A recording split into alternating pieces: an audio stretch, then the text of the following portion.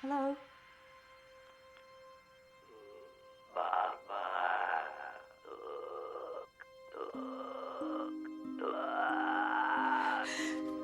Hey everybody, and welcome to the CineFix Top 100, the spookiest pop-up book about watching 100 of the greatest movies of all time to ever be adapted into a podcast. I'm Clint Gage, and joining me as always, CineFix VP of Top Hats, Alex Stedman.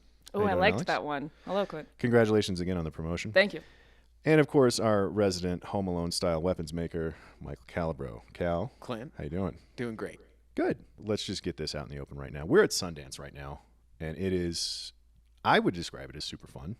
It's fun. Oh yeah, it's been a blast. It's a little mountain town, lots of movies. What's to complain about? Yeah, very little. Yeah. I mean, when you say it like that. I mean, we're working, but you know. Usually I would complain about the snow, but you know, it No, the snow's been perfect. adds I to feel. the charm here. Yeah. Well, because it's only snowed once, but there's been snow on the ground the whole time. Like it snowed a bunch last week, I guess.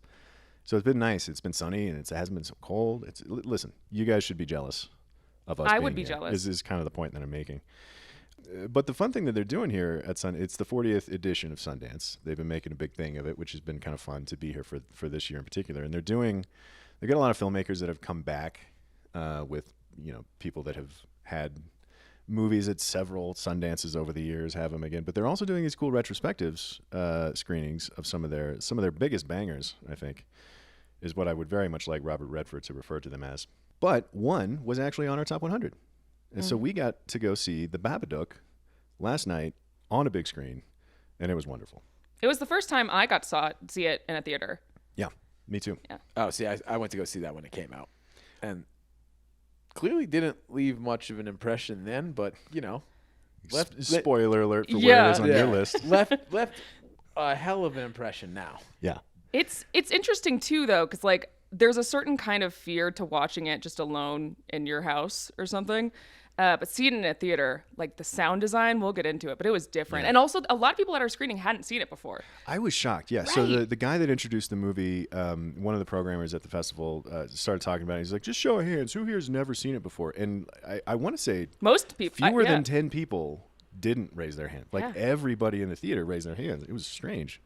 Yeah, but the people who had seen it, there were a lot of great Babadook cosplays. So shout out to them. Yeah, there was one guy that did it right. Yeah, we'll talk about it later. Yeah, we'll talk about that guy later. But The Babadook came out in 2014, written and directed by Jennifer Kent, starring Essie Davis and this kid named Noah Wiseman. It's really their movie. There's other people in it briefly, but like it's a two-hander, and they're both incredible in this movie.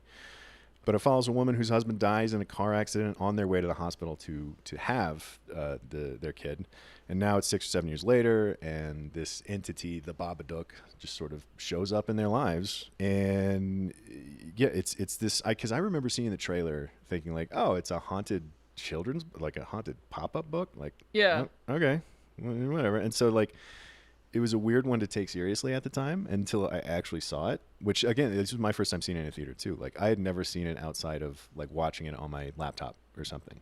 Mm-hmm. So it was great watching it in a theater. But like you were saying, like it's not that novel of concept. Yeah, like the spooky like children's storybook. But like when you're in it, something that should be kind of goofy and rote is not. It's really, really scary. And we'll talk about it, but it's like all just perfect production design, perfect sound design, perfect acting, perfect script. Like everything about this stupid movie is perfect. Exactly. Makes me mad how perfect it is. Like when an idea is when the elevator pitch is that random. Like, yeah, it's a horror movie about a pop-up book. It's called The Babadook. And it's called The Babadook, and it's like, oh, okay. And for like to start out in that sort of condescending of a hole, and still be a great movie, like that just speaks to the craft of it. The whole thing is put together so expertly and so well that it not that it had anything to the only thing that it overcame was me being a jerk about the synopsis. So but it is one of, not to spoil where it is on my list, but it is one of my favorite movies. It's incredible. Same, not to spoil, but I mean, you say it didn't leave much of an impression when you saw it in the theater, Cal. It just kind of came and went. I guess so. Like maybe it was just like 2014. I don't know where I was at that point, but like just grief terror. Yeah. Probably wasn't resonating with me then as it does. Didn't hit you. as it does now. I had just had, so my daughter was born in late 2014. Yeah. And by the time I got around to seeing it, early 2015 probably, it was like it hit me square in the chest. Like it was rough. But Well, I was telling you guys, I've just never, I not in a I'm such a badass way, but I don't get scared by movies very often. Like it does not happen. The Well, Babadook, you're a badass, yeah, so. yeah, that's also true. But I've never had a movie scare me like The Babadook, to the point where I had to like walk out of my bedroom the night after I saw it and say like, I can't sleep. I just keep seeing The Babadook in the dark. Like it scared the crap out of me. And I've never had a movie really do that, like really since The Exorcist. You and William Friedkin actually. Yeah. Apparently, I read that little blurb where he he said it was like put up there his with- most terrifying yeah. movie he's ever seen or something. Yeah, but in addition to William Friedkin going to bat for it, the pedigree of this movie, like it cleaned up at the ACTA Awards, which are basically the Australian Oscars, Australian Academy of Cinema and Television Arts. But it won for Best Film, won for Best Direction, and for Best Screenplay for Jennifer Kent. Essie Davis was nominated for Actress. It also got nominations there for Editing and Production Design, which both I wholeheartedly agree with, and it's kind of a drag they didn't win. I'm curious what Australian movie won for those things that year. Yeah. And then it was nominated and won a handful of other of those like genre-specific kind of awards things. Like You know what's funny though? It was a total flop in like box office wise in Australia. Yeah. Yep. Yeah. Well, and it hasn't done like I saw its total box office since its release for the last 10 years, and it's international in the States, re-release, a handful of things was barely $10 million. Hey, on a $2.5 million budget though. It's a win, yeah, a but win. it's not like it's not gangbusters. Like that's the other great thing about this movie, and honestly, the great thing about seeing it here at Sundance, right? Like it became a cult thing, and I think its success is not at all tied to the finances of it. I mean, it's not, but at the same time, it's not like it's a cult classic that was like a dud. Like Right. This thing was successful on every metric. It wasn't the gangbusters, but like it made multiples of its investment back. Yeah. Well, I'd also be curious to see like kind of the home entertainment numbers that we never get to see, because I feel like that's where it kind of became like a cult classic. Because I know I came to it because just on Netflix.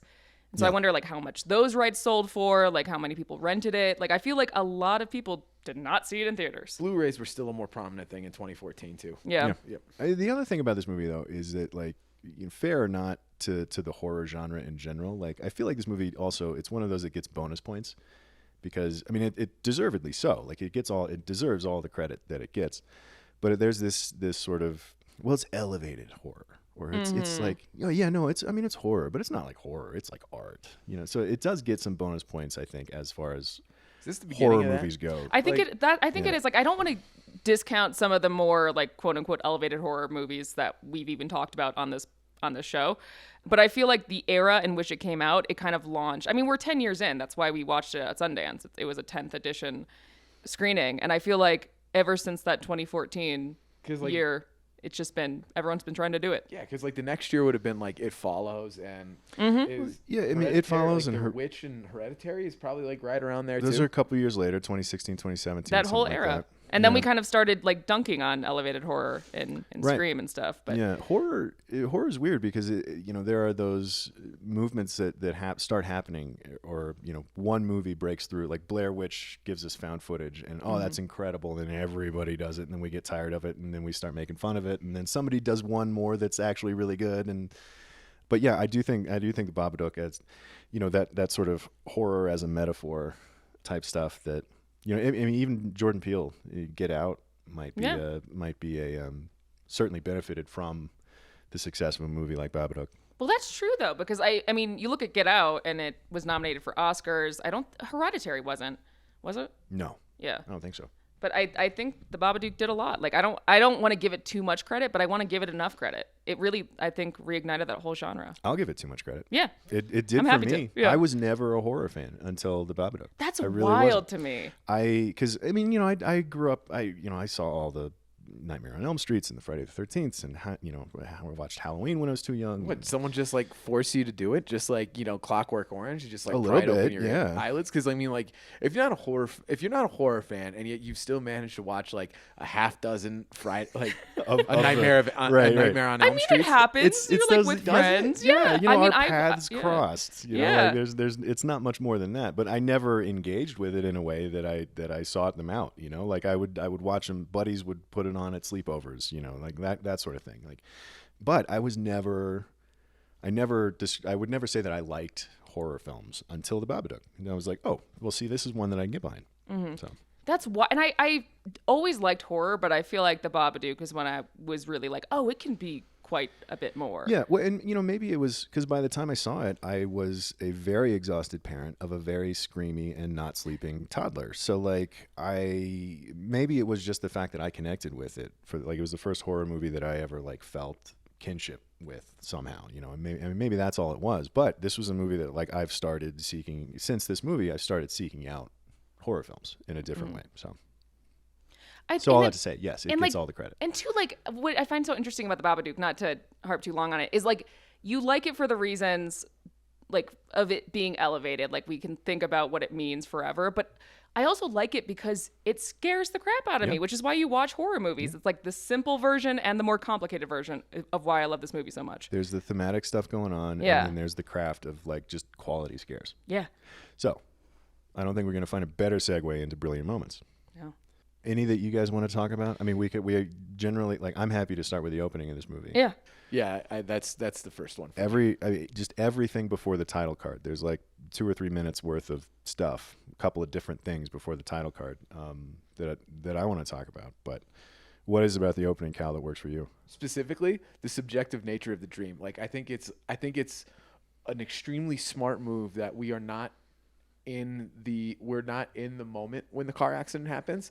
Like we're in the dream that she's having of it 7 years after it's happened. Yeah. So it's like it's a choice to make it like a not like in the moment kind of thing. Like the movie starts on the dream of the accident. You don't realize it then, but the more you dwell on it later in the movie, it's like this is the grief that she's just been carrying like this day in and day out for like 7 years or however old Samuel is.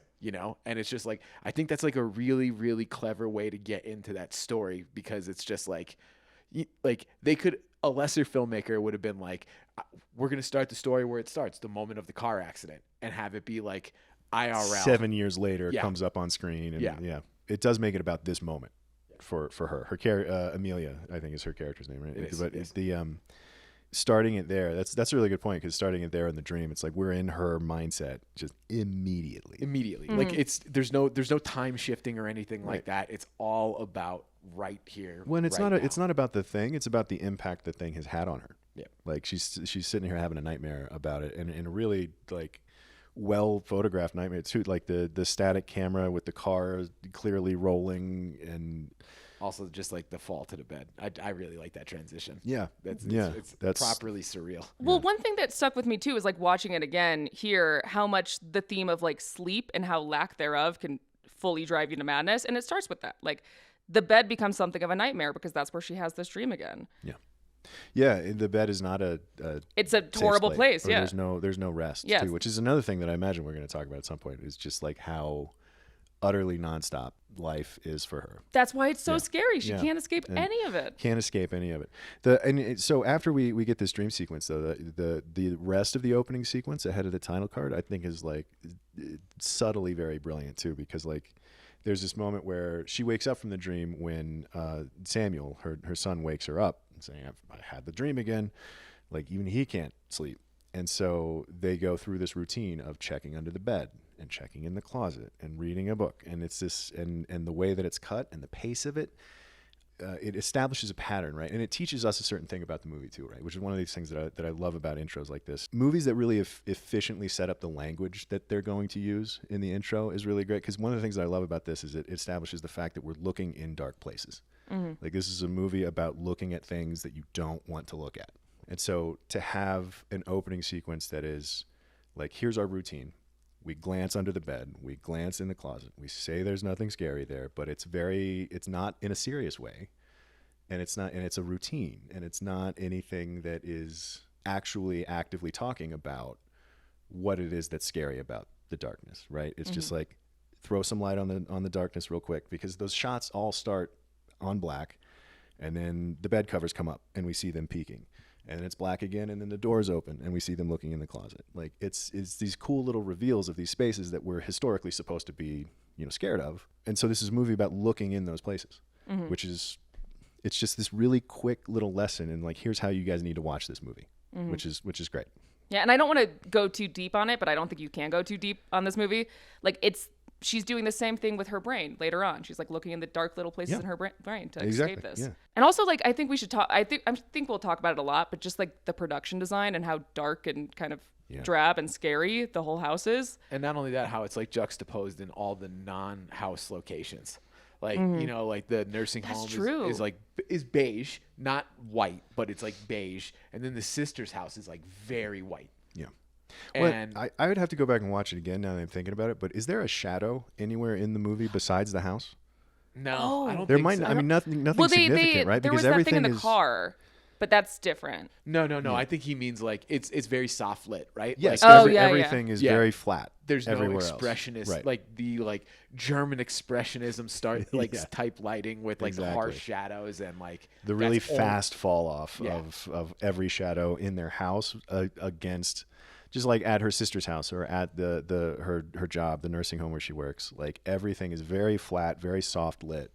And I don't know that I mean, obviously I'm sure there are, because that's how light works, but like, there's nothing significant, Well, the funny thing is too, later, I think her sister's daughter says she doesn't like coming to your house because it's too depressing. Yeah. Like, it's pretty depressing in there. Like, she's not wrong. It's dark. Yeah. It's a scary place. But just to move away from the intro for a second, the last thing I want to talk about in the intro is immediately before the title card, that sequence where Samuel is asleep next to Amelia, and he's like grinding his teeth and grabbing at her neck with her hand, and his feet are just kind of on her, and then like she shoves him away, and then there's the top down shot of them laying in bed, and she's put as much distance between the two of them as possible on the bed, which like is such a simple but like powerful image of like, here's a mother and a son, a mother that like can't stand being around her son. Yeah.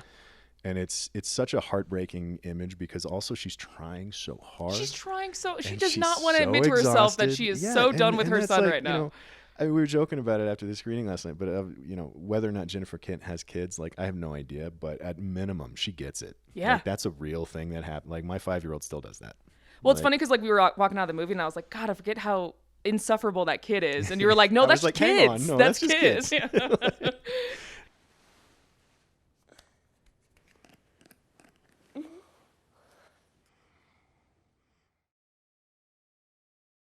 I think the next one for me, kind of like staying in that beginning area, is the scene at the park, and you just have the kid. I can't remember his name now. Samuel.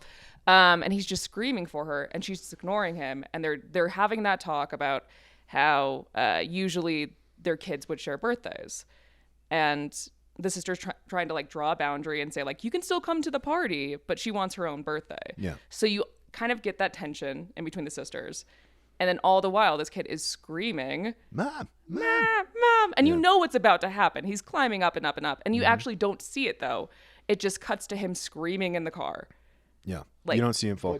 Which, by the way, that shot well, because I'm literally looking at a still right now of just like long lens. He's blurred out in the background. It's just like focusing on her, just being like, oh, shit. As it's just Samuel screaming. Well, and even the cut to, and this is another thing, like why the editing in this movie is so good. Like Samuel screaming, and there are a handful of moments that are hard cuts from Samuel screaming to Samuel screaming in a different location, right? Like in this instance, because it just never ends. Well, he's standing on and it is a creepy looking shot, him standing on top of the swing set. It reminds me of like The Omen. It looks so unnatural, and he's just up there like, Mom! Like screaming, and then it's a hard cut to him crying, like you assume that he fell and he's hurt himself, and he's crying in the back seat of the car on the ride home. But usually there's that juxtaposition of scream-worthy event happening, and then there's a hard cut to sort of the quiet aftermath of it, right? Like that's usually how those hard cut juxtapositions work. And in this one, it's just like, nope, we're going to the next thing, and he is still screaming. And the other moment that does it really well early on in the movie is the first time they read the book. Oh. Which we can talk about the book a little bit too. Like how thoroughly creepy is this pop-up book? Great. I mean, she went out of her way to recruit the what's his name? Alex. Evil Dr. Seuss. Alex Juhaz. Juhaz. Okay. I don't even know how to go about. Sure. Yeah. Alex. J-Man. So there's a pretty good making of documentary online about the books, and it interviews him, and he's just like, yeah, she headhunted me because she really liked my opening credits to the United States of Terra, which is also a pop-up book inspired opening credits. Yeah. And he's just like, I never made a physical book. That was all like computer animation, but he's like, I'll try it. Yeah. And so like all those books are just like handmade and custom painted, and they just like it shows. Yeah. Well, that's not a font that exists. Like that font is the Babadook font. Well, and I also love how it looks like some of the words have been stamped kind of awkwardly and incorrect. They're like different sizes almost. And, yeah, like it's almost like when you like cut from a magazine, like one of those ransom notes where like it's got a ransom note it's in just it. Like even the paper itself, right? It's like, just like brushed with like watercolor. Yeah. So it has like that like tinge of like gray texture to it and stuff like that. It just looks so good. Yeah, it's incredible. But then the first time that they're reading it, like Samuel he's like, I get to choose one tonight, and he picks it up off the shelf randomly, and they start reading it, and it gets progressively weirder, and he's like, oh God, is he gonna get the kid? Is he gonna get the kid? What's happening? Yeah. And like, but it starts off innocent enough, I feel. Yeah. It's just like, oh, he's the Babadook. It lures you in. Yeah. And then and this is another one of those hard cuts where Samuel's freaking out about it. Amelia's trying to get like, let's not read this, let's stop reading this. And then there's this incredible hard cut to her reading a different book, and he is just sobbing hysterically. Yeah, in her he does lap. not care. And she's sitting there like exhausted, trying to read like some Dr. Seuss like regular, like, and then the wolf was happy forever, and he was like, it's such a funny edit to me of just like Samuel has clearly been destroyed by this book. Yeah. He's never gonna forget this and then darn Amelia book. is just trying to like move on with it, like, let's just read this other book, and Just everything's please gonna be let me fine. sleep for the love of God. Yeah, and it cuts to that, it's all of these quick cuts to everything that's happening on the page and the scary imagery in the book, and then it cuts to this like slow pull out of the aftermath of it, and it's still screaming and it's still crying, and it's so exhausting. You just get tired watching it. Like you just feel so bad for her because, like you said, she's trying. Yeah. She's like trying to, not snap at him, which she eventually does, but Does she? I mean, she does. Well, that's She up for does a debate little because bit, but, yeah. do we believe she's possessed by the Babadook or Right. has she just lost it? Which I like that it's not. Well, really there is explained. one scene, and I mean, there's plenty to talk about before we get to that scene if we're moving through it chronologically. But there's the one scene where like he comes at her from the ceiling, and everything after that is him, right? But which we can skip to that scene if we want. But is there anything else? I think before that is the birthday party, right? Yeah. So that is the cool thing about it is like the Babadook himself doesn't show up for a while. 47 minutes. 47 minutes. Like 47 minutes. I didn't realize that like watching it again because it had been a couple years, and I was like, wow, it does not have a lot of Babadook in it. And that's another great thing about it is like it's a movie about these people. Like it's not concerned with there's all these horror movies where like, and even Jennifer Kent, who zoomed into the movie theater to do a little Q&A after the screening, which was very kind of fun. But she even mentioned the Amityville Horror as a movie that she really liked growing up, or a movie that she saw when she was young. But I think about that movie when a horror movie is more about the monster than it is about the people, because there's those sequences where they go to the library and they're looking at microfiche of like the old hospital that their house is built on and the torture that this evil doctor did to native, like whatever the whatever the backstory is, there's always that extended sequence of the wife is going to investigate, and this movie doesn't have any of that because it's not important. Like the important thing to the movie is these, and so the Babadook doesn't show up for 47 minutes. It's half the runtime. But he's there, like he's there. What was it? We were talking about this earlier. What was the quote that Orson Welles said about Harry Lyman that they're Oh yeah, it's a star role. it's a star role, right? Yeah. Everybody talks about you the entire movie, and then you finally just show up. Yeah. The Babadook is. Yeah. The Babadook, yeah. Orson Welles as the Babadook. I'd watch that. Hell yeah. I don't know. AI is going to make it happen here before too long. Sad. Oh, I know. Sorry, I didn't mean to bring this movie about this grief horror movie. I'm going to bring it down by making a joke about Orson Welles and it's AI. all. That That's the got too darkest thing real. we've talked about. But the birthday party scene, I think, is pretty Yeah. interesting. So first of all, you have the woman who's like, "Oh, why don't you try writing again?" A lot of Yeah. disadvantaged women I work with do that, and it's the most condescending thing in the world. Awful. Yeah, this is party at Auntie Claire's house, which I guess I don't know. It doesn't matter if she's Essie Davis's sister or not. So we were discussing this after the movie. I think because Cal's theory was that she's not a real sister, just like one of those friends that your mom calls Aunt Claire. Like a close friend. Yeah. I think they're sisters. I don't think she would be. Upon reading more about it, it seems like they are. Yeah, they don't look that much alike, but I don't think it. I'm not super concerned by it. Like I think what she represents is just like there's nothing. There's no safe harbor for, Yeah, Well, and for that's the Essie thing. Davis's Her and character. the old If- lady are just like the only tendrils to. if Oh, it's yeah, the old if it's lady, Miss family, if blood relative or chosen family, whatever Claire is, like she's ruining it. Like she's blowing it big time. Like Yeah. she is not doing her job. But what makes me feel so bad for Amelia is you can tell she's trying not to be a burden. Well, and you can tell that Amelia also understands a little bit. Yeah. Like it's such a drag for her to hear it, but also she can't argue too much because like their house is depressing and they're going through some shit. Obviously she knows that Samuel is troubled to whatever degree, and like she sees it too. And Claire calls her out on that, and anyway. But yeah, the birthday party sequence where Samuel ends up pushing his cousin out of the treehouse. His God, cousin she was who being the worst though. equally bad. There's another Worse, thing I would say. Let's Worse. not forget like all those like rich Australian moms too, where it's just Yeah. like, oh, I can't even go to the gym anymore. After What a watching-" tragedy for you. Yeah.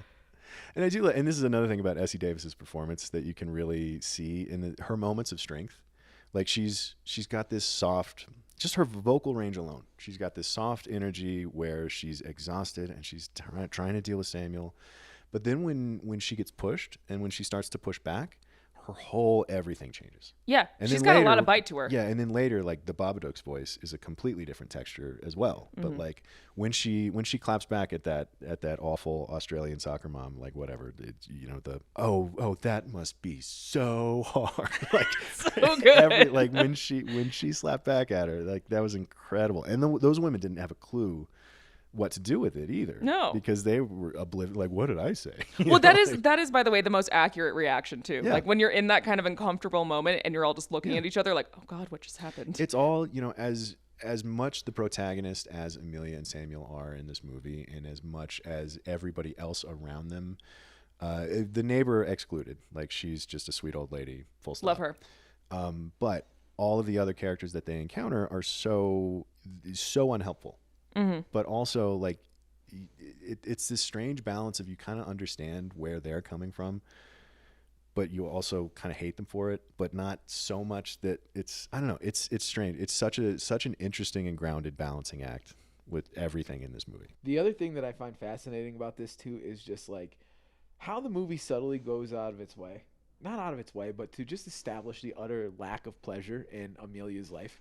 And it happens in like 3 moments. When she just like, watching TV, sees the sex hotline, and she's just like, why don't I just go masturbate? And then that doesn't work out for her. Nope. Yeah, flipping through channels goes from a sex hotline to like some. It's like a romance. noir- Yeah. It looks like it's some like Hays Code era kiss. Yeah, But, I mean, they're just. By the way, this film has top-notch public domain. great B-roll. Public Great domain. B-roll. TV. in this Especially movie, later yeah. when it gets really creepy. Oh, The Yeah, public yeah. domain channel on Yeah. all that Australia Millier TV. stuff. But yeah. like, so she like isn't able to like masturbate, right? Then like the guy at work kind of likes her, but she's too much in her own way to even realize that as like a potential path that she could take.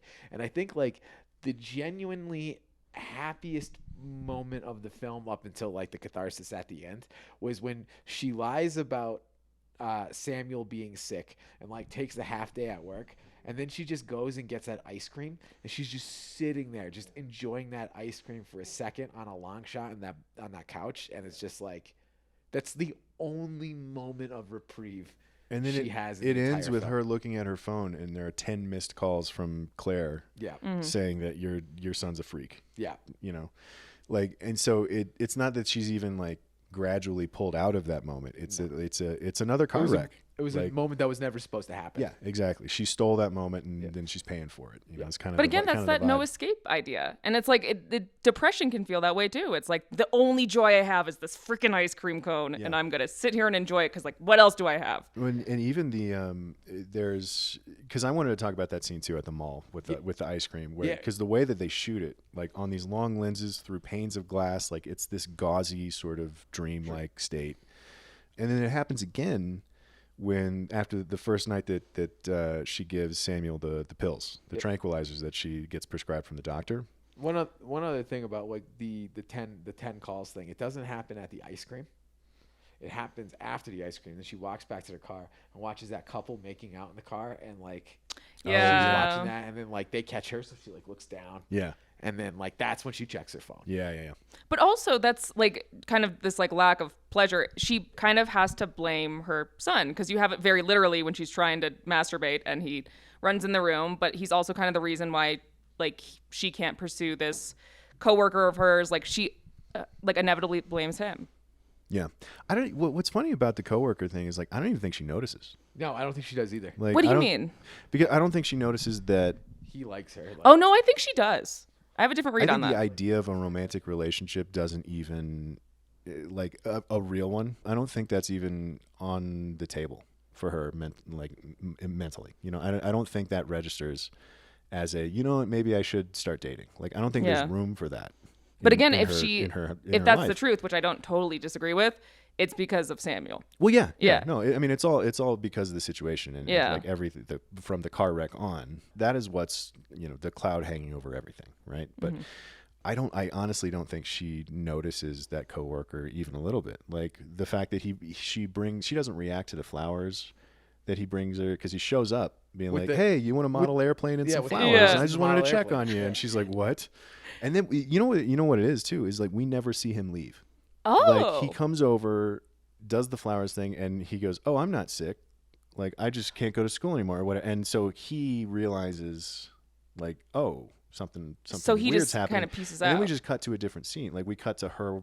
She walks into the kitchen, sets the flowers down, and goes about something else. But we never see him.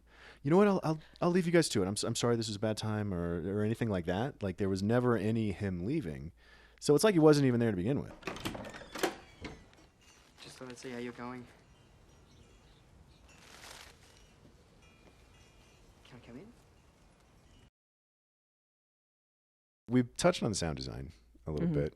We want to talk about the sound. And this is again a product of seeing it in a theater for the first time. For me, it was more about hearing it in a theater for the first time. Yeah. The sound design of this movie is incredible, and it's something that I never got watching it at home. And we were talking about like, yes, you have the very obvious aspect of it, which is like the Babadook, the banging, which did scare the crap out of me watching it in a theater. But even like the little things, like the little scratching, like, and again, like even just the kids screaming as nails on a chalkboard. It's like, it's all just awful to listen to. Yeah. Do you know what I picked up while I was watching this and I couldn't quite place it?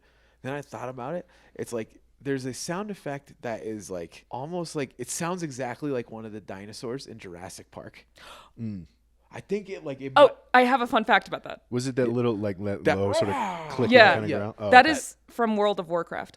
That is from World of Warcraft. Really? Yeah, because when I was looking up trivia for this, someone correct me if I'm wrong, because all I could find was one Screen Rant article about this. But yeah, she took the sound of like when you talk to a dragon in World of Warcraft, and that is that sound. Huh. It's awesome. It sounds so good. Like the sound design is doing so much heavy lifting, right? Because it's like what they smartly did is, they relied on shadow and minimal props, and just like instead of like playing with the Babadook's face, they visualized him through a silhouette.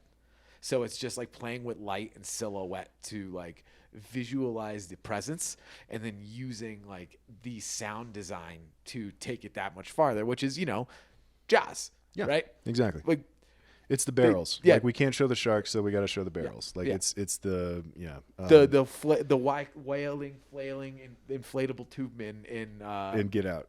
Not in Get Nope. Out. Nope. You know, you can't see him completely, but you know he's there. You can't they can't just straight up show it. It's like you have to detect it through other means. Right. You know. Yeah. It's just a signal of it's time to be scared. Yeah. And that's why, even the lighting would change in rooms when the Babadook was there, right? There would be that, like, she would be laying in bed looking across the room in her closet, and then you would hear the Babadook, kind of the signals that the Babadook is here, and then she would look back, and the whole half of the room would be sort of that expressionistic kind of hard shadow, steep fall off cinematography that, like, you can't see the closet all of a sudden. All of a sudden the whole room is shadow. And what was cool too about, like, in using the silhouette, number one, yeah, totally, like, it's a low budget movie, and implication is scarier than the reality of it every time, right?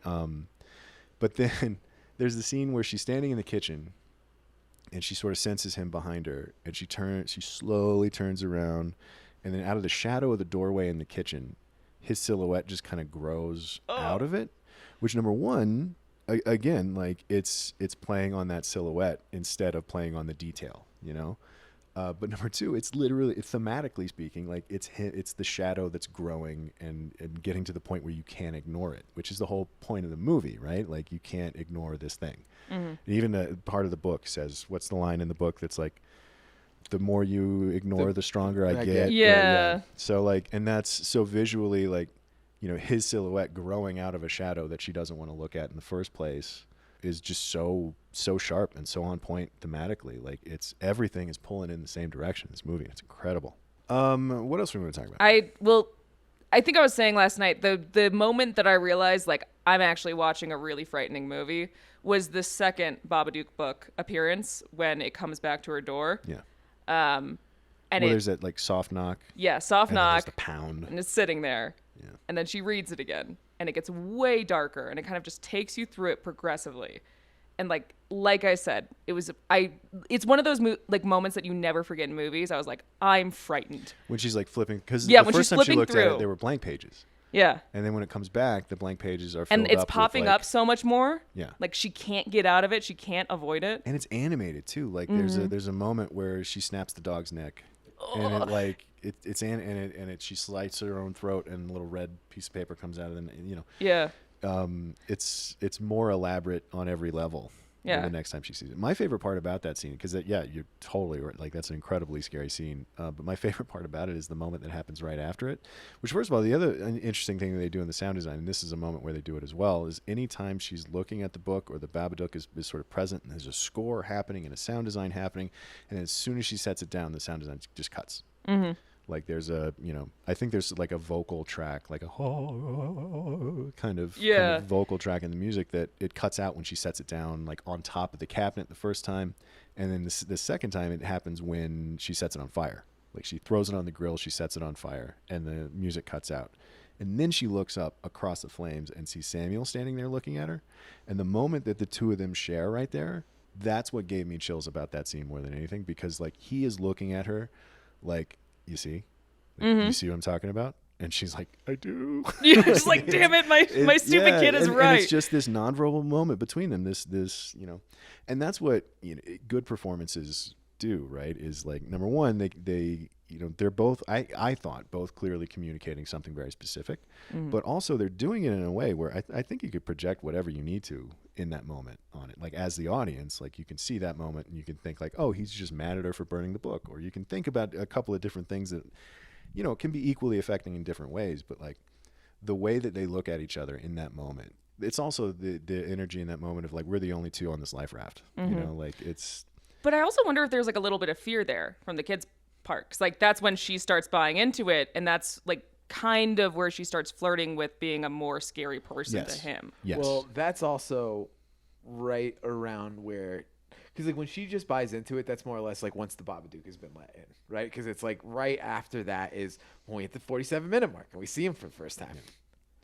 Oh, yeah. So that's the scene where he crawls. He opens the door. Yeah. And we get a little head fake with that too, because the first time you hear the scratching and then you realize that it's the dog wanting to be let in the room. And so she opens the door, lets the dog in, gets back in bed. Then she hears the scratching again. Then the door opens by itself again.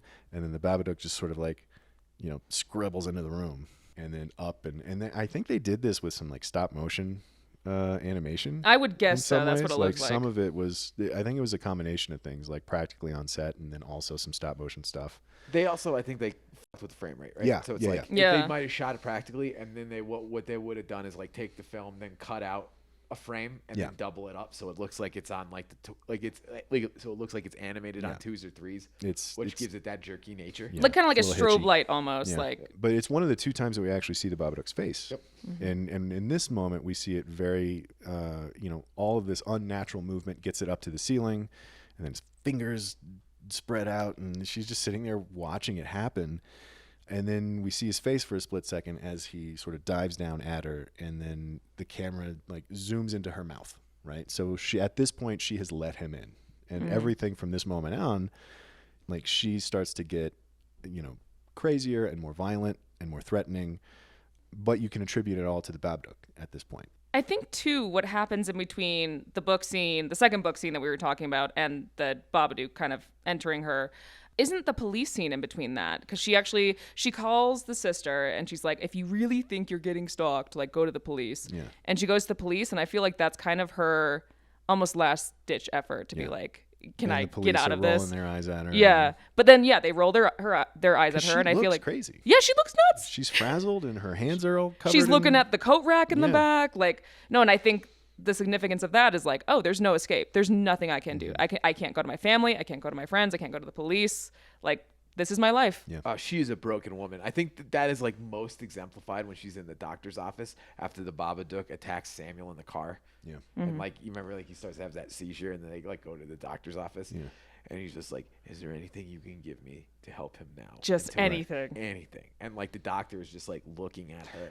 And even the way that he says it too, and this is such a this is a nightmare for parents, honestly. The single line that just gets all over me in this scene is, most mothers don't like to do this. Oh wait, I've never noticed that. Oh man, he said most mothers don't like in talking about giving Samuel tranquilizers, because it's like it makes him a little foggy and he might be nauseous. Like, most mothers don't like to do this. But you're a bad one. But if it's really bad, and she's like, it's really bad. Like that line is so cruel and so lacking in empathy to say that to a parent. It gets all over me. But it's another example of why this is such an incredibly well written movie, because it's like that's the kind of thing that's like subtly brutal. Mm-hmm. Well, I don't think I ever noticed it until just now. But what a brutal line! It's in the same vein as the other moms at the birthday party saying like, oh, I've deigned to talk to disadvantaged women before, and like that's obviously condescending and gross and everything, but like this subtle little dig about like most mothers don't like this. But apparently you're terrible. Right. Like, right. But that's everyone's attitude except for really the neighbor. Is like, we pity you, but like we have our own shit. You're like, you are on your own. Well, you have to deal with and this it's your fault. Yeah. And you should just be better about it. Which is just wholly cruel. Most mothers aren't too keen on them unless it's really bad. It's really bad.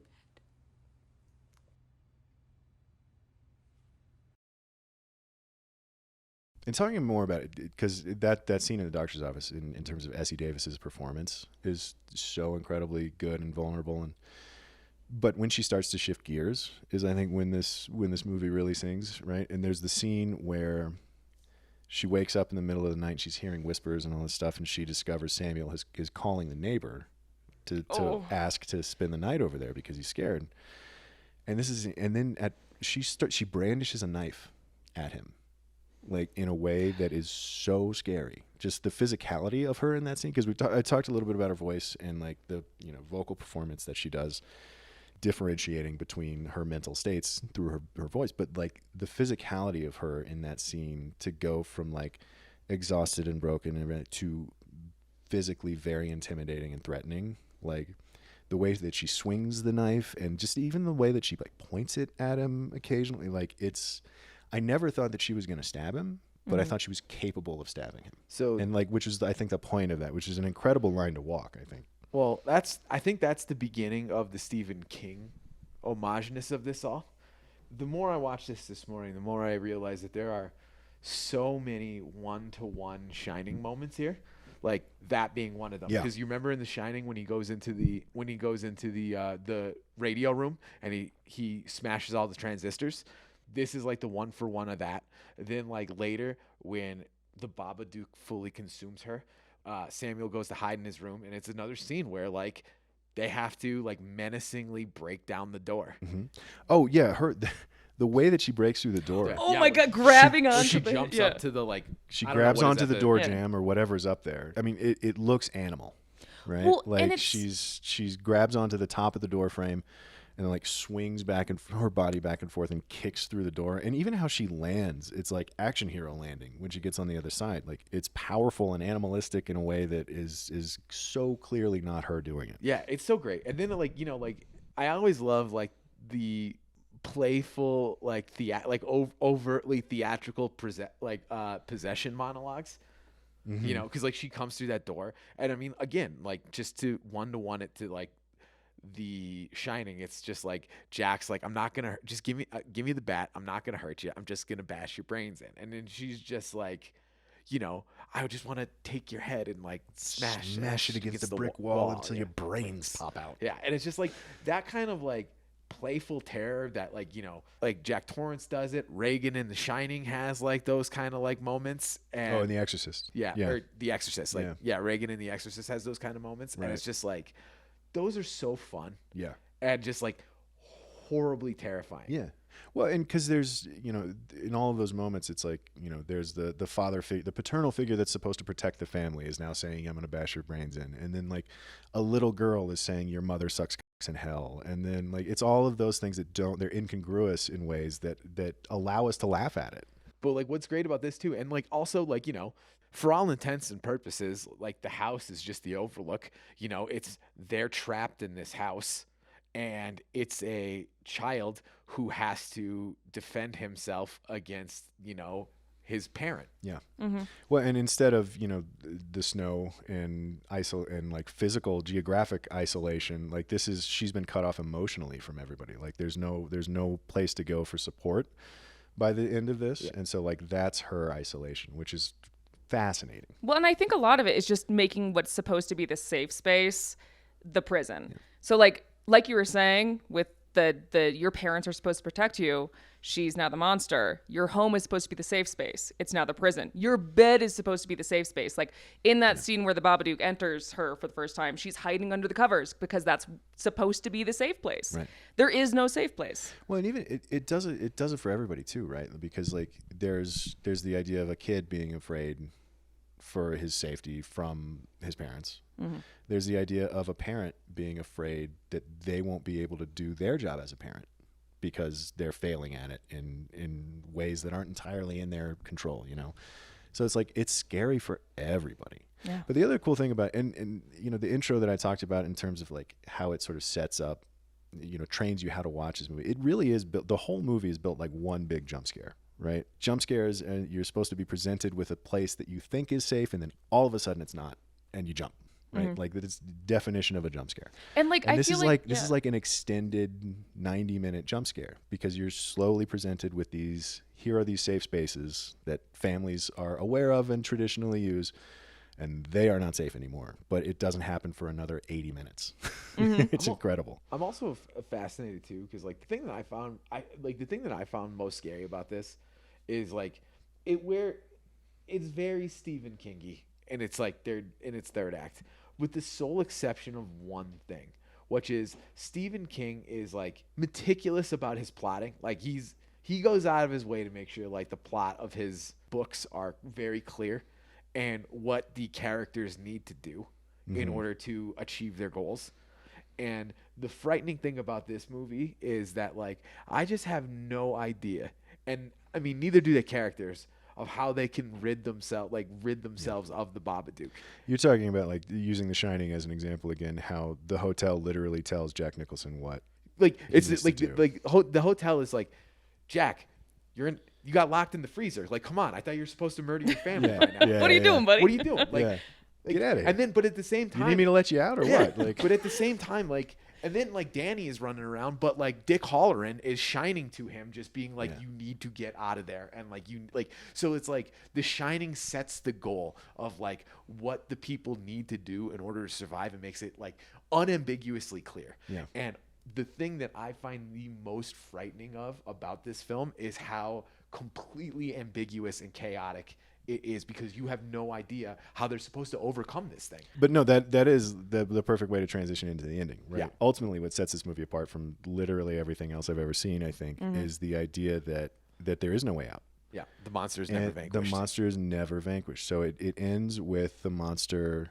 She just finally confronts it, and she yells at it, and she says, "You're not going to defeat me, and this is my house," and all of it. It's a great, and the other thing too. Going back to Essie Davis's voice again, because I can't stop talking about that. But it's that powerful voice, but it's her this time, right?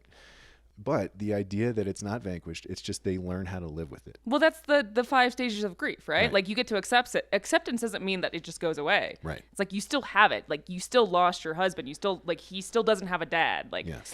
Acceptance means you just take a bowl of worms down to the basement. yeah, Exactly. we've all done that It's in grief.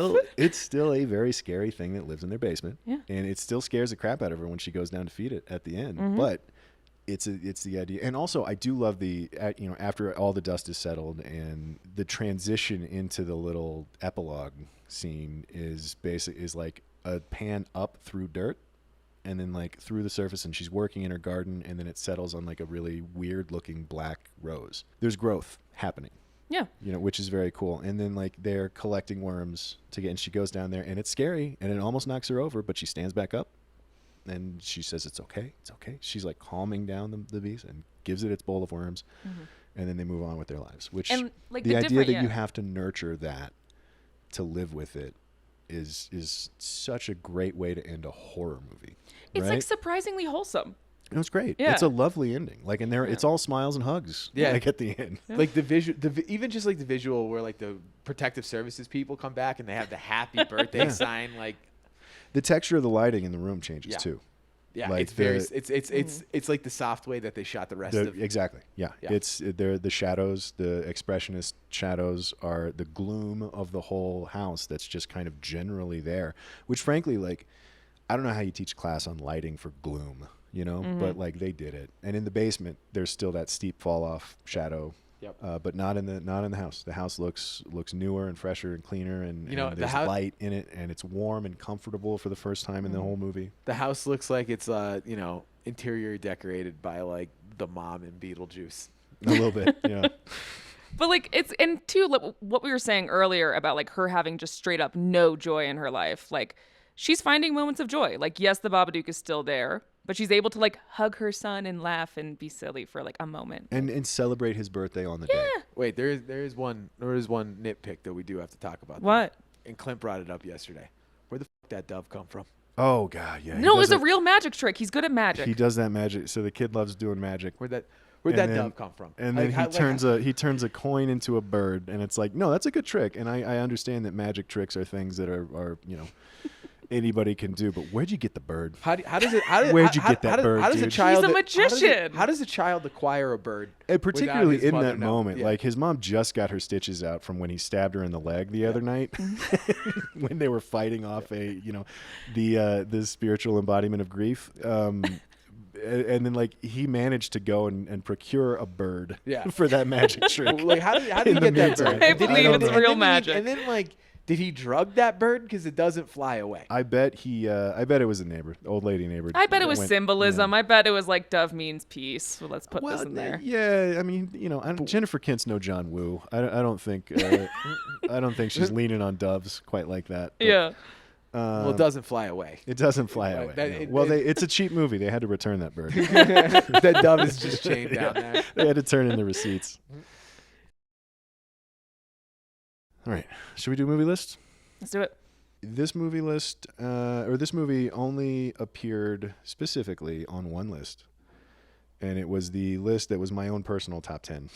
We did, which I separated into the categories of movies that I like, and this was the pick for it was the hyper-specific subgenre of the monster as a metaphor. That's a very specific. Yeah, that was how I approached my personal top 10 list. So this beat Godzilla. Back in 20. For the Yeah, monster as a exactly. Yeah. Godzilla was a narrow runner-up. But this was back in 2018. That's 6 years ago now, and I stand by it. Do we not have it? Do we have a scariest movies list? Well, that's the other. I think that's one of the reasons why it hasn't shown up on many. I mean, I gave it an honorable mention. I gave it a shout out in the Sundance top 10 that we just put out. Okay. Because I did put it in the horror category. And I can't imagine it hasn't gotten a few more shout outs over the years. But horror is one, like I would put it on the top 10 horror list, but we've always kind of danced around doing just a straight top 10 of the genre. Like it's a lot of pressure. Well, we do like top 10 horror tropes and the scariest moments and, things like that. Like the best non-canon horror kind of thing. I remember there was like, if you did that one list. It's like, oh, yeah. No, we did the top 5 where we replaced like the Mount Rushmore horror movies with, more modern. Like, let's say Psycho doesn't exist. What's going to do it for it? Psycho 2. Yeah, Psycho 2. Yeah. Or Henry, Portrait of Serial Killer. Something like that. I mean, it's not in a scary movie or moments list. No, I don't have one. I think we did 7. For some reason, we only did 7. I can't remember why, but I would be happy to put it on. I mean, are there any lists outside of horror? Are there any lists that it belongs on? Directorial debuts, if we have that list. Yeah, it's a strong directorial debut. It really is. Movie monsters. Scary kids. That'd be good. Oh yeah, Creepy Kids is a good one. I mean, like family movies. Yeah. Like there's if you talk about Clint, family movies. You gonna go home and show your kids. If you talk like movies about families, because like I think you could probably do. We did a top 10 families, but we did it in kind of a different approach. I think we did it in like size of family, in a way. It's always weird. It's always weird breaking cheaper by the dozen. Yeah. It's always weird breaking these categories down and just figuring out like how to go about it. But I don't know. I mean, there would be a category in that for like horror movie families. Like Hereditary would be in there. Which is Shining. Yeah. By the way, I think I clearly have a type because The Shining, The Babadook, and Hereditary are all on my list. So. Like, spoilers. But. Great. Well, we're gonna get to watch them at some point. Possession movies. Mm-hmm. Although it's arguable, which I like about it. You could argue that she was possessed, or you could argue that she just went nuts. There might be something about it, like supernatural movies and like possession being a subcategory of that.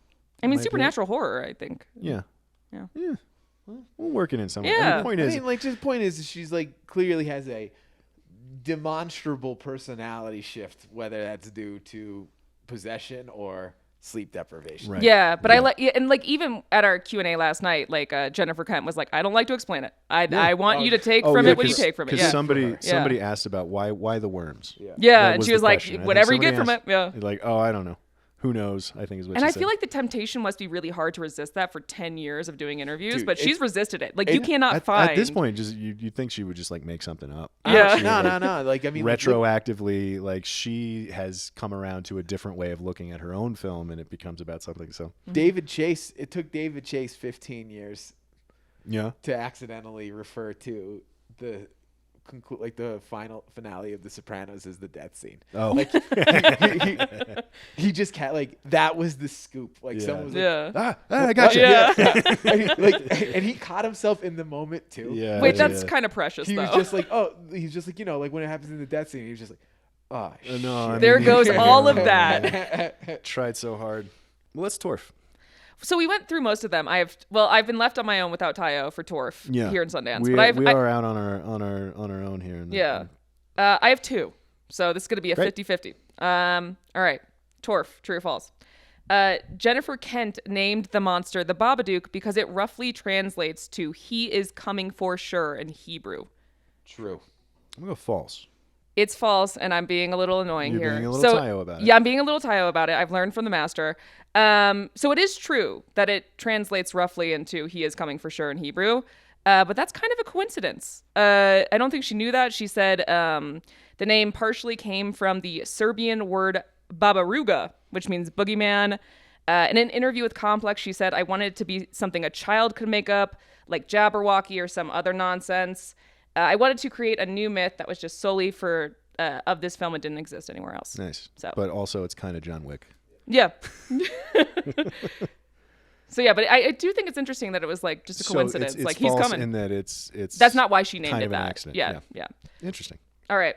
That's one of those weird things about creativity in general. Is like that sort of coincidence is like it kind of makes you think there's something universal that everybody taps into. Yeah. Something like I had no idea that's what this meant, but boy does it work. It kind of works. Yeah.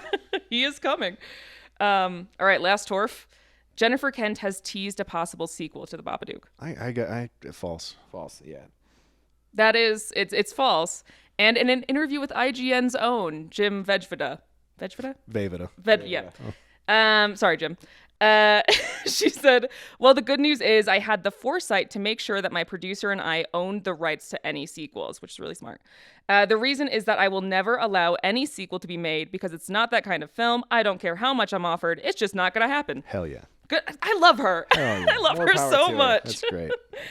That's great. She's 1,000,000,000% right. And and honestly, watching it again after a couple of years and watching it in a different environment on the big screen, like it's a movie that you just keep getting more out of. Another perk of what happens when you only make a movie for $2.5 million. Yeah, exactly. Yeah, it was like, yeah, go ahead. Don't worry. Also, according to her in the Q&A last night, it took some doing to get financing for it because apparently the Australian film capital people just didn't like horror. According to her, she's like, yeah, they just weren't horror people, so they didn't take it seriously, and so they're like, yeah, go work on the script. And then it was just the funniest thing about it. She's like, I changed like 2 words, and then I went back, really and then we funny. got the money. Like, Well, the other thing is too, like, because part of my Torf, which I blew myself earlier, was that it was a flop in Australia, and the way she described it was like, Australians just don't like Australian things. Like, we have to know her exact quote has like, Australians have this inbuilt aversion to seeing Australian films. They hardly ever get excited about our own stuff. We tend to love things once everyone else confirms they're good. oh wow, I just think that's so funny. Yeah, that's And funny. then later she's like, I'm stubborn. I'm writing 2 more films set in Australia and I intend to make them here. They're just not for Australians. great. Good for her. I was like, if The Nightingale was one of those movies, that movie will just break you in half. She is really good at making you ways. feel Yeah. bad, like uncomfortable. Okay. The other thing that we need to talk about I know. in this section, the Gay Babadook is a icon. gay icon. Yeah. And I've always heard that. Like, how did that come about? So, like any big meme, the origins are dubious. Sure. But everything that I've been able to find, I found this old Guardian article that kind of walks you through it. Basically, it was October 2016 that someone made just a post on Tumblr that was along the lines of like, if you don't think the Babadook is gay, were you even watching the same movie? And it was so like funny and stupid that it went a little viral. But Wasn't there something to do too about like Yeah. Netflix accidentally? Yes, so this is where it took off. After that, and I was trying to find out if anyone figured out it was like a doctored Photoshop or but someone took a screenshot of Netflix and under LGBT films on Netflix, The Babadook was listed there among like actual queer films. It was like categorized, and as a that's queer where film. it took off. Like, Yeah. and I in my head, I like to believe it was really there on Netflix, that like someone at Netflix saw the Tumblr post and was like, yeah, it's a gay film. Here we Like, go. let's put it in Yeah. here. Yeah. Oh, that it wasn't like They a just a added- Yeah, mistake. that it wasn't like a added it to glitch. the I playlist. want to Yeah. believe someone was on Tumblr, saw Someone that was a post. fan of the Yeah, meme, put it in yeah. the section. But that's where it took off, was the stupid Netflix LGBT film thing. That's incredible. I know. Yeah, there was. So that was the other thing about the Q&A last night. Somebody asked her about that, and she was just like, "I love it. It's Yeah. great. I Don't know go how- nuts, everybody." And the guy who asked her about that was dressed as gay icon, the Babadook. Like, yeah, it was an incredible look. But it got so big that like literally, I think it was like June 2017, like a year after like the next year, that he was the mascot for Pride. Like, Yeah. I cannot stress enough how big this stupid like part of its legacy went off. Like, there were Babadook cosplayers at Pride parades. Like, LA theaters were doing like charity screenings during June of the Babadook. Like, it took off. I do like too that there was some legitimate discourse about There was it too, like people taking it more seriously than that. Because like, I mean, it's obvious that Jennifer Kent's intention was never never in that direction. But the idea of looking at the Babadook as like a disruptive force that shows up in a family dynamic is like, it's interesting. Like it's a way to read this movie where it's like, you know, this is a parent that doesn't want to deal with the fact that maybe their kid is gay. Like there's a one-to-one allegory of like how that might affect, and even the ending makes sense for that too. It's like the way, you know, maybe the parent doesn't ever quite get it, but you have to nurture it and you have to be aware of it, and it's never a thing that's going away. And you know, I don't know, it's just a fascinating thing that happened. Well, and I think like when you have any kind of meme that blows up that much, there's always something like a little more to it. Like sometimes it's just funny. It wouldn't have legs if it didn't have a bit of exactly truth. Yeah. And I think there's that, what you just said, Clint, and I think there's something about too, like kind of softening a really scary figure. Sure. Because like the Babadook is hilarious when you just put him on top of a pride flag and say gay rights. Like it makes him so much softer. When the Babadook scared the crap out of me when I watched him in the movie, and now he's like, you know, a symbol for Pride Month. So that's incredible. Yeah, it's one of my favorite parts about that. Like I loved the Babadook before he became a gay icon, but like it's just so good. It's just a wonderful sentence, and you know, that has to do with you know, the cult status of the movie too. Like that's fed into the success and the livelihood of the movie as much as anything.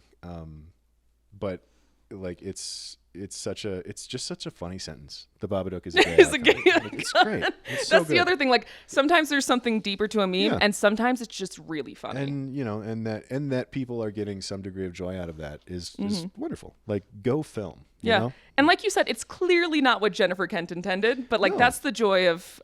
And for her, to her credit, like never shutting it down or never saying like, you know, it's not even a situation. It's like, no, that's not what it's about. Like it's not even that. It's like, oh, I love it, great.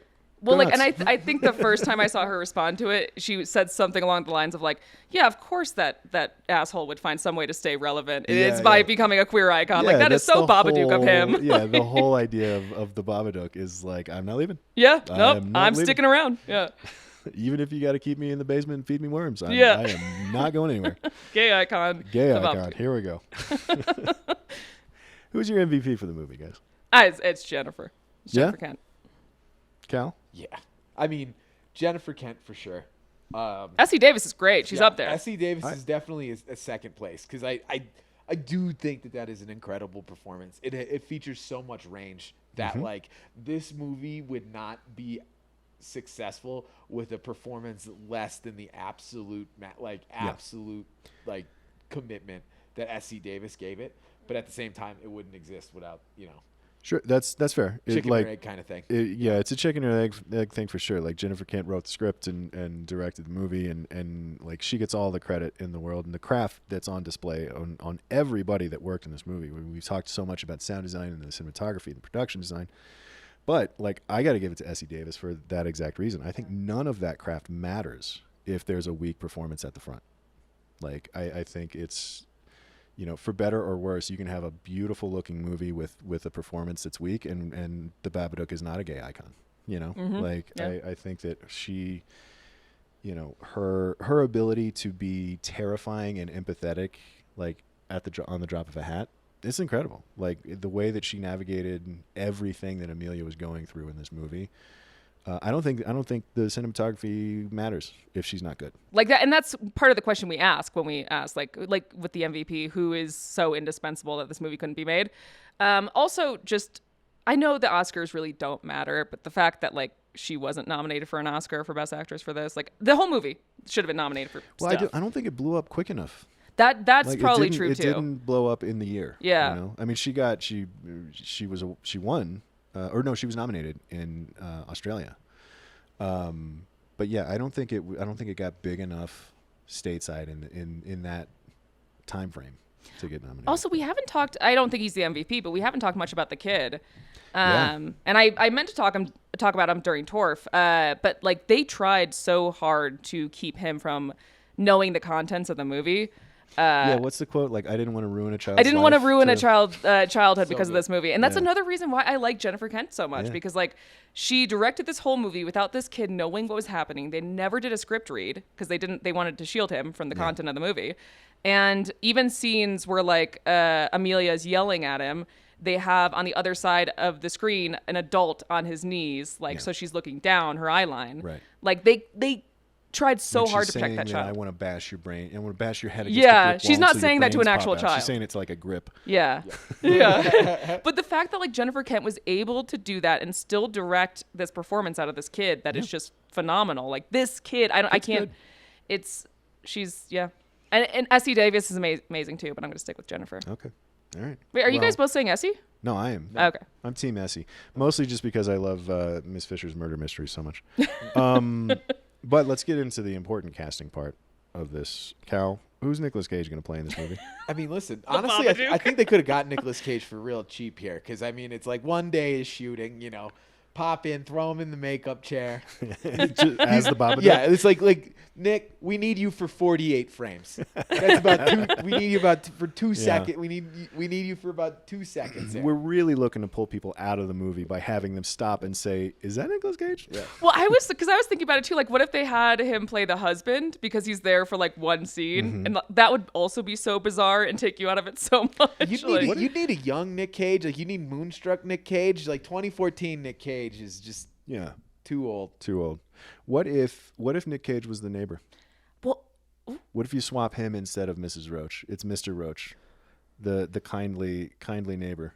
that could How be weird is that dynamic with 50-whatever-year-old Nicolas Cage?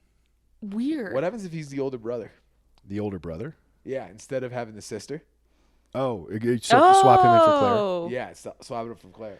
I don't know. I like the dynamic of other women cutting her making off. her feel like a bad mom. I think you lose a little something that way. Can I take a big swing? And I'm not saying I Please endorse do. it. What if him as the parent? Nick Cage playing anybody going crazy. Yeah. That's a home run. I mean, that's even more. If this movie is a spiritual successor to The Shining, like it's even more so with Nicolas Cage in the lead. I don't know if I like it better, but I would watch. Too much of a Too spiritual. much of one. Yeah. 'Cause the thing about this is, we're going to talk about the Oscar Wilde quote that Clint has, Clint has just recently It's learned. gonna be I my as well. favorite thing. The other half too, right? Which is just like, hold on, let me look this up so I don't. So the quote that everybody knows is imitation is the sincerest form of flattery. But the rest of the quote is imitation is the sincerest form of flattery that mediocrity can pay to greatness.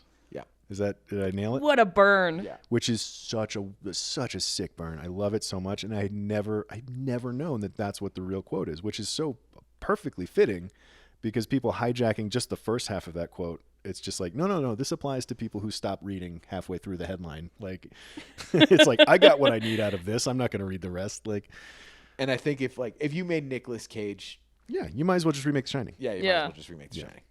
That would have been the full.